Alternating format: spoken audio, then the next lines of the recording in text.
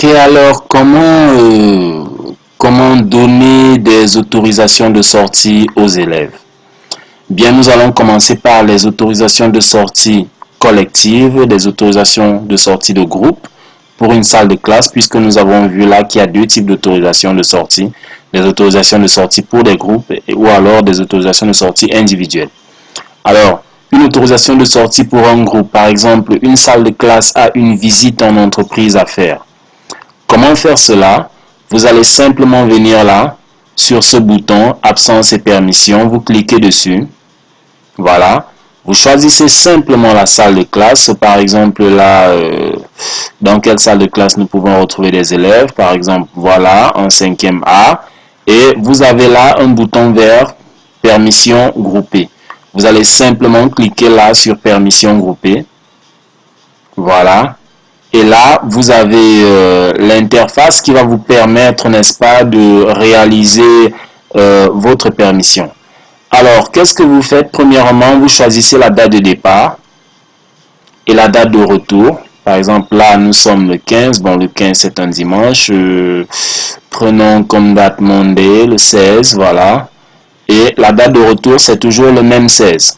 Ça veut dire même que pour une autorisation de sortie qui est prévue dans le futur, on peut déjà l'enregistrer. Voilà. On peut déjà l'enregistrer et la valider au moment où les élèves vont effectivement faire leur sortie.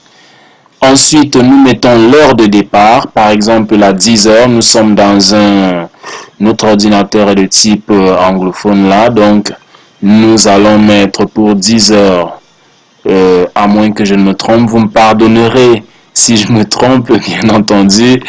10 heures, 10:00 AM. Non, attention.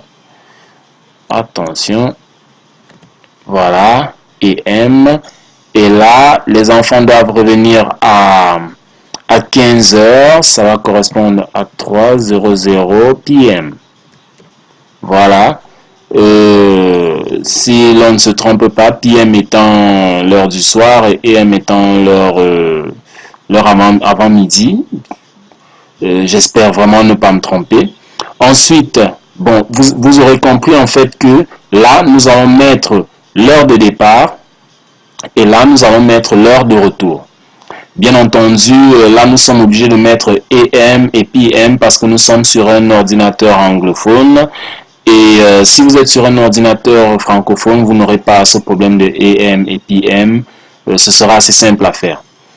Donc là, nous venons simplement choisir le motif ensuite. Donc là, nous mettons par exemple sortie éducative ou alors visite en entreprise. Nous vous rappelons que tous ces motifs ont été enregistrés au niveau de la configuration. Donc si vous ne vous dites premièrement pas que c'est figé, ce n'est pas figé. Si vous voulez enregistrer des motifs, il vous suffit simplement d'aller dans la configuration telle que nous l'avons vu dans l'un de nos précédents tutoriels. Donc, par exemple là, nous choisissons visite en entreprise. Et pour finir, nous allons mettre un petit détail sur cette visite en entreprise. Par exemple, là, nous savons que oui, c'est une visite, mais nous ne savons par exemple pas quelle entreprise. Nous allons dire par exemple visite à bien, nous sommes sur un clavier anglophone, ça nous fait quelques problèmes là. Visite à l'agence de régulation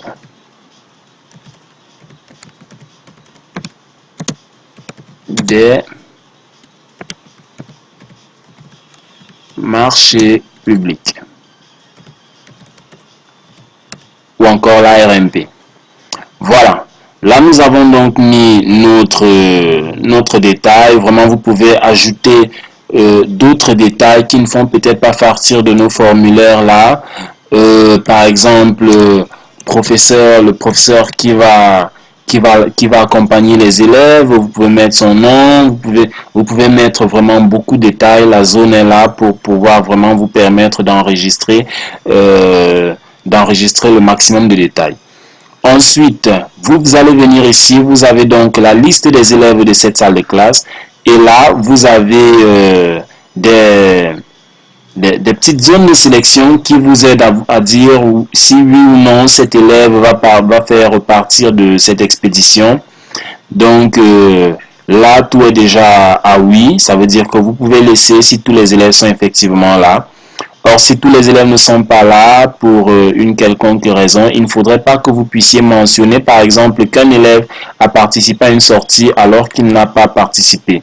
On sait par exemple qu'il y a souvent des petits fraudeurs qui ne viennent pas à l'école parce qu'ils ont d'autres choses à faire. Donc, il ne faudrait pas que l'établissement soit pénalisé à cause de quelque chose qu'un élève est allé faire pendant qu'il devait être dans une permission de sortie avec ses camarades.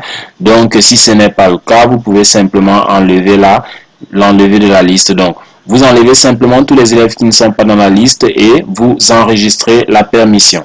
Donc, nous reprenons le formulaire. Date de départ, date d'arrivée, ça peut être le même jour.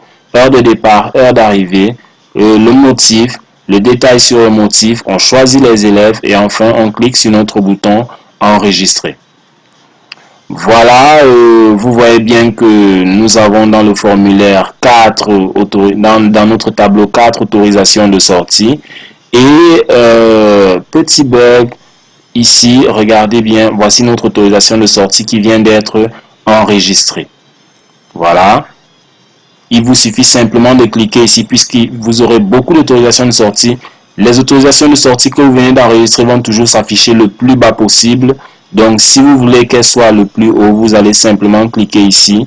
Voilà, elle est revenue en haut. Donc, nous avons cette autorisation de sortie que nous venons de faire, mais elle n'a pas encore été validée et les élèves ne sont pas encore revenus. Pour la valider, c'est très simple, nous allons le voir dans la suite, dans le tutoriel suivant. Merci d'avoir suivi celui-ci.